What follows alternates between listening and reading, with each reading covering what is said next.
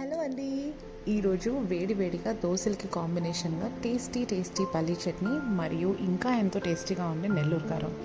ఇవి ఎలా చేయాలో చూద్దాం. ముందుగా పల్లీ చట్నీ కావాల్సినవి ఒక మీడియం సైజ్ కప్ నిండా పల్లీలు తీసుకొని వాటిని పచ్చి వాసన పోయేదాకా సిమ్ నుంచి మీడియం హైలోనే పెట్టి మంచిగా వేపి పక్కన పెట్టుకోండి. దాంతోపాటు 1 టీ స్పూన్ శనగపప్పు, 1 టీ స్పూన్ మినపప్పు, 1 టీ స్పూన్ జీలకర్ర, కారానికి సరిపడా 8 నుంచి 9 పచ్చిమిర్చి, తగినంత వెల్లుల్లి రెబ్బలు, కొంచెం అల్లం ముక్క, ఉప్పు, తాలింపు కోసం ఎండుమిర్చి, కరివేపాకు, తాలింపు దినుసులు, ఇంకా మనకు కొంచెం చింతపండు కూడా కావాలి. ఆయిల్ వేడెక్కాక ముందుగా మనం శనగపప్పు, మినపప్పు, పచ్చిమిర్చి ఇలా వేయించి పెట్టుకోండి. ఇవన్నీ కొంచెం వేగాక జీలకర్ర కూడా వేసి 1-2 మినిట్స్ మంచిగా మీడియం హైలో వేపండి. ఇవి మంచిగా వేగిన తర్వాత స్టవ్ ఆఫ్ చేసి పక్కన పెట్టేయండి. ఈ పాటికి మనం వేయించి పెట్టుకున్న పల్లీలు చల్లారిపోయి ఉంటాయి. ఇప్పుడు మిక్సీ జార్ తీసుకొని ఆ పల్లీలు ఆ మిక్సీ జార్లో వేసేయండి. ఆ తర్వాత ఇప్పుడు మనం వేయించి పెట్టుకున్నవన్నీ కూడా పల్లీలతో పాటు మిక్సీ జార్లో వేసేయండి.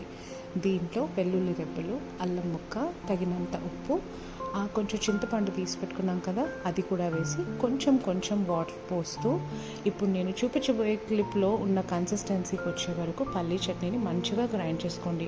ఒకటేసారి ఎక్కువ వాటర్ పోసారంటే సరిగా గ్రైండ్ అవ్వదండి. సో కొంచెం వాటర్ పోస్తూ ఈ కన్సిస్టెన్సీకి వచ్చే వరకు మంచిగా గ్రైండ్ చేయండి. ఇప్పుడు ఆవాలు, జీలకర్ర, మినప్పప్పు, కరివేపాకు, ఎండుమిర్చితో తాలింపు పెట్టి ఆ తాలింపుని ఈ చట్నీలో వేసి మిక్స్ చేసేయండి.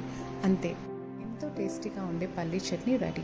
ఇప్పుడు నెల్లూరు కారం ఎలా చేయాలో చూద్దాం. ఇది దోశలకి చాలా బాగుంటుందండి.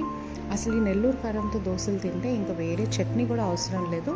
కానీ మేము ఇలా పల్లీ చట్నీ నెల్లూరు కారం ప్రిఫర్ చేస్తాము.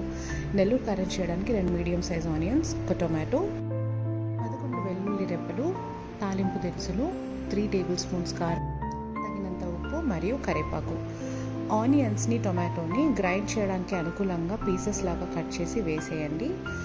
మిక్సీ జార్లో అవి వేసాక 3 టేబుల్ స్పూన్స్ కారం, తగినంత ఉప్పు వేసి ఒకసారి గ్రైండ్ చేసుకోండి. ఆ తర్వాత దాంట్లోనే 11 వెల్లుల్లి రెబ్బలు కూడా వేసి మంచిగా గ్రైండ్ చేయండి. ఇప్పుడు తాలింపుకి ఆవాలు, జీలకర్ర, శనగపప్పు, మినప్పప్పు, కరివేపాకు ఇవన్నీ వేసి తాలింపు పట్టి ఈ మిశ్రమంలో కలిపేయండి. అంతే, ఎంతో టేస్టీగా ఉండే నెల్లూరు కారం రెడీ. వేడి దోశలతో ఈ రెండింటితో తిని చూడండి, చాలా బాగుంటుంది. నేను చెప్పిన కొలతలతో కరెక్ట్గా చేశారంటే నెల్లూరు కారం టేస్ట్ అద్దిరిపోతుందండి. ట్రై చేసి ఎలా వచ్చిందో మీరు కూడా చెప్పండి. ఇప్పుడు పెనం మీద మీకు కావాల్సిన కన్సిస్టెన్సీకి తగ్గట్టు దోశ బ్యాటర్ వేసి ఒకవైపు మంచిగా వేగిన తర్వాత 1 టీ స్పూన్ నెల్లూరు కారం దాంట్లో వేసి మంచిగా స్ప్రెడ్ చేసేయండి. ఒక 1 మినిట్ తర్వాత కాస్త ఘీ వేయండి. అది కూడా మంచిగా స్ప్రెడ్ చేసి కావాల్సినన్ని ఆనియన్ పీసెస్ చిన్న పీసెస్గా కట్ చేసి వేసుకోండి. 2 వైపులా మంచిగా వేగిన తర్వాత అద్భుతమైన దోశ రెడీ. ఇప్పుడు ఇంకో దోశ సేమ్ ఇలాగే మంచిగా దోశ బ్యాటర్ వేసి మీకు కావాల్సిన కన్సిస్టెన్సీలో దోశను స్ప్రెడ్ చేశాక ఒకవైపు మంచిగా కాగిన తర్వాత ముందుగా ఘీ వేసి దానిపైన తగినంత కందిపొడి వేయండి. మీకు మరోసారి వీడియోలో ఈ కందిపొడి రెసిపీ కూడా చెప్తాను. కందిపొడి కొంచెం వేసాక కారం కూడా వేసి స్ప్రెడ్ చేయండి. కారం అంటే మన నెల్లూరు కారం 1 టీ స్పూన్ అంత వేసి స్ప్రెడ్ చేసుకోండి. అద్భుతంగా ఉంటాయి ఈ దోశలు. ఈ నెల్లూరు కారంతో పల్లీ చట్నీతో కలిపి దోశలు తిన్నారంటే చాలా బాగుంటుంది. మీరు ట్రై చేసి ఎలా వచ్చిందో చెప్పండి. నా ఛానల్ మీకు నచ్చినట్టయితే తప్పకుండా సబ్స్క్రైబ్ చేసుకోండి. ఈ వీడియోని లైక్ చేయండి, మీ కామెంట్స్ తెలియజేయండి. బాయ్.